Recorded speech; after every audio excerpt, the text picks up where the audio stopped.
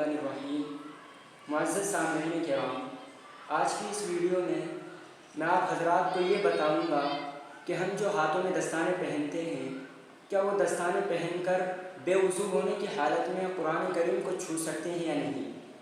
تو دیکھیے، اس مسئلے کو حکیم الامت مولانا اشرف علی تھانوی نے اپنی کتاب دین کی پیاری باتیں صفحہ نمبر 20 پر ذکر فرمایا ہے۔ مسئلہ یہ ہے کہ وہ کپڑا جس کو آدمی نے اپنے بدن پر پہنا ہوا ہو، اس کپڑے سے قرآن کریم کو بے وضو ہونے کی حالت میں چھونا یہ درست نہیں ہے۔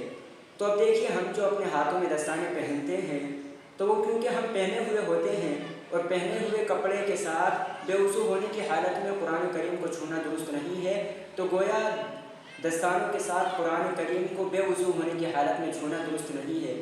اسی طرح ہم جو یہ کپڑے پہنتے ہیں کرتا، تو اس کے دامن سے بھی قرآن کریم کو چھونا درست نہیں ہے، کیونکہ کرتا ہم پہنے ہوئے ہوتے ہیں۔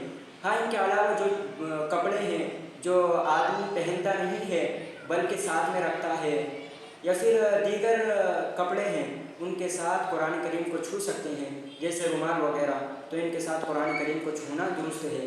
امید ہے کہ یہ مسئلہ آپ کو اچھی طرح سمجھ میں آ گیا ہوگا۔ السلام علیکم ورحمۃ اللہ وبرکاتہ۔